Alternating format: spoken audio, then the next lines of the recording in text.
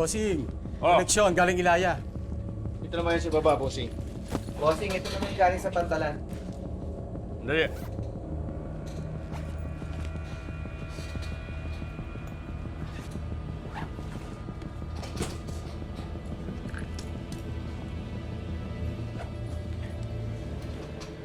Oh. Ipaubos nyo na to sa mga kontak nyo. Marami pa tayong shipment na darating para sa 1 linggo. Bossing, baka pwede magpalamig tayo muna. Medyo mainit pa tayo sa mga parak. Ako ang masusunod kung kailan tayo papaspas at kung kailan tayo magdadahan-dahan. Magmula nang ako ang humawak dito sa Pulong Diablo, kahit isa, walang nag-angas na kumanti sa akin. Naiintindihan nyo? Opo, bossing. Ubusin namin agad to, bossing. Sige na! Layas na! Di ba, bossing?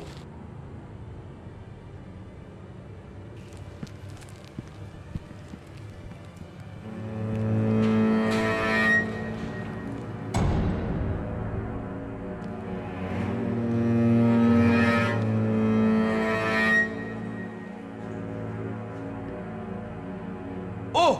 Bakit nandito pa kayo? Di ba sinabi ko ang utos ko masusunod?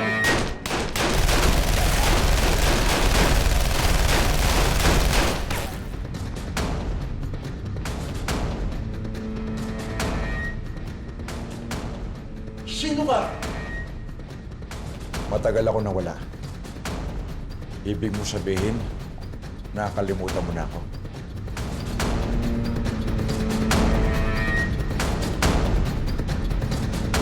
Antonio? Ang ibig kong sabihin, Amang, nakabalik ka na pala. Oo. Isa lang ang ibig sabihin nun.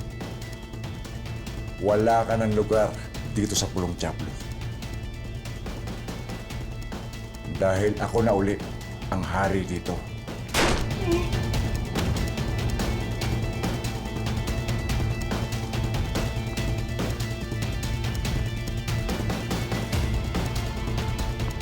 Iba ang linis at sariwa ng hangin sa ibang bansa. Pero iba ang sangsang at lansa ng hangin dito sa Pulong Diablo. Lindo!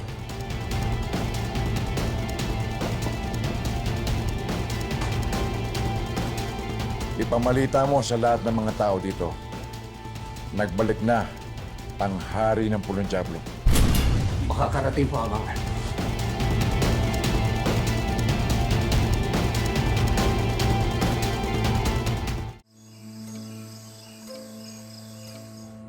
Senyor, ano itong nalaman ko na kayo na pala mismo ang nag-asikaso ng transaksyon sa Mexico? Sana po iniutos nyo na lang. Palibasa, si Calvin ang pinagmando nyo ng transaksyon na yun eh.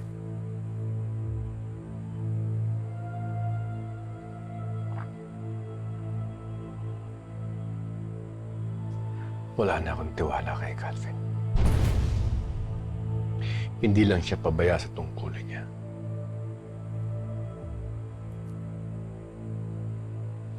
Hindi rin siya marunong rumispeto.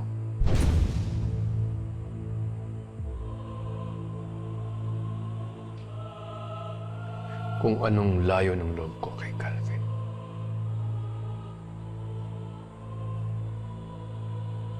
Siya namang gaan ng loob ko para kay Elias.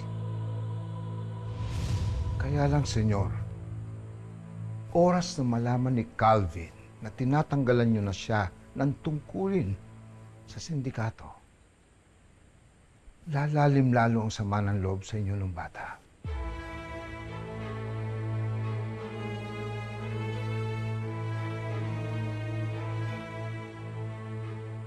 Ayoko na ng sakit ng ulo dulot ni Calvin. Kaya bukas na bukas din, patawag mo si Palong. Siya nang hahawak ng mga tao natin papuntang Mexico. Sandali lang, senyor. Ano yan? Sukdulang nawala na kayo ng tiwala at kumpiyansa sa anak niyo?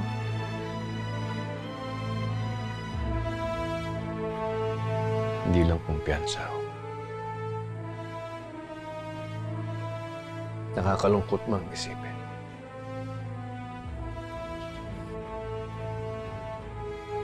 Nawala na rin ang amor ko sa kanya. At habang tumatagal pakiramdam ko, hindi siya ang anak na pinalaki ko.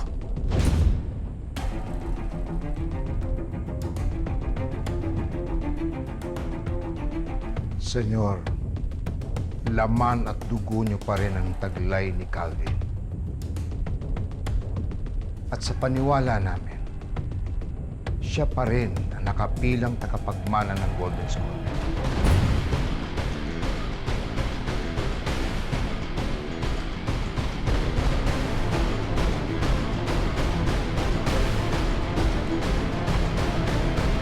Nag-aalinlangan ako sa kanya, Hugo.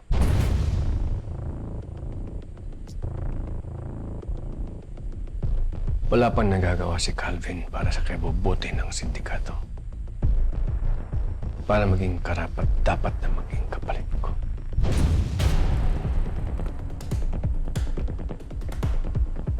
Di mo na ba ako bibigyan ng pagkakataon para makabawi?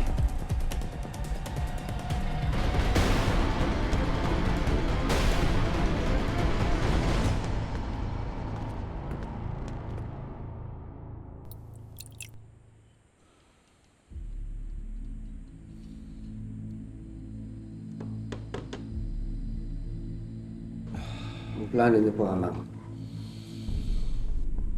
Matagal ang pananahintay ko para makabalik dito sa Pilipinas. Ngayon, oras na para may sakatuparan ng mga plano ko. Makapaghiganti sa mortal kong kaway na si Edgardo Magallanes. Tandang-tanda ko po yan, Amang. Maraming taon na rin po ang nakakaraan. Pero kailangan makontrol na rin po ang operasyon ng mga droga dito sa buong Pilipinas. Halos magpatayan nga po kayong dalawa eh. At sa gitna ng giyera na yun, napatay ang asawa ko si Rosa.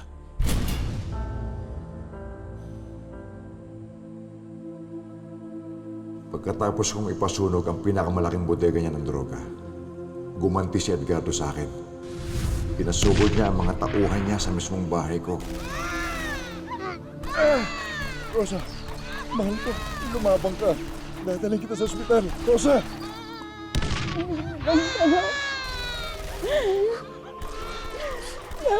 Pera. Lahat ng meron tayo.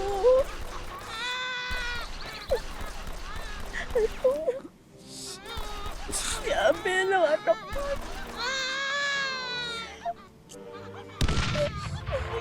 Pabayaan mo. Huwag ka na mag-alala sa anak natin. Ligtas siya. Huwag ka na mag-alala. Rosa, lumabang ka. Rosa! Rosa! Sawa ko, Rosa!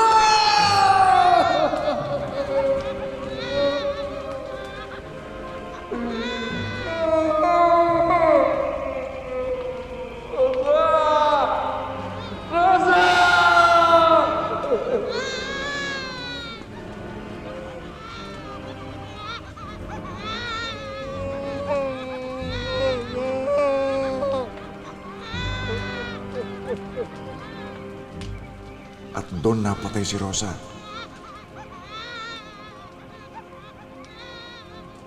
Inubos ni Edgardo lahat ng ari-arian ko. Pinatay niya lahat ng mga tauhan ko.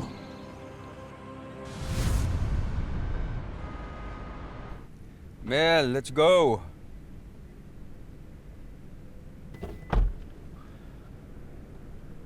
Mayor, Oh, tanong ko lang ha. Meron bang history ng sakit sa puso yung pamilya mo? alam mo Mel, yan ang pinagtataka ko eh. Dahil both sides sa pamilya ko, walang history tungkol sa sakit ng puso, high blood, kahit nga cancer, wala eh. Yung annual check-up mo kasi last year, healthy naman. Oh, alam ko. Normal lahat ng results. Eh, nakakapagtaka. Bakit bigla kayo nagkasakit? Alam mo, siguro tama yung sinasabi ni Doc. Baka masyado ako nai-stress sa trabaho. Kaya kailangan ko magpahinga. Ano kaya this time pakinggan ko yung payo ni Doc? Na magpahinga ako maayos, matulog ako ng maaga, less stress. Alam mo, kailangan ma-maintain ko yung lakas ko para makasilbi ako na maayos sa taong bayan, di ba? Mayor, may meeting tayo ng alas 8 ah. Diretso na ho ba tayo? Bakit? Anong oras? Naku, yung relo ko naiwan ko sa clinic ni Doc. Babalikan ko dito ka lang. Alam mo, hindi pwede mawala yun. Bigay ni Sasha yun.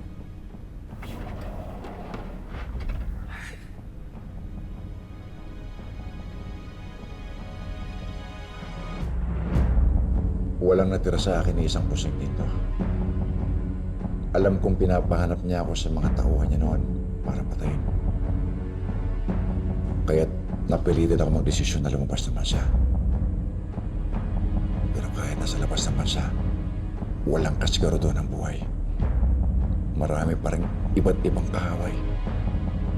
Kaya't bago ako tumakas, siniguro kong ligtas ang buhay ng anak ko si Abel.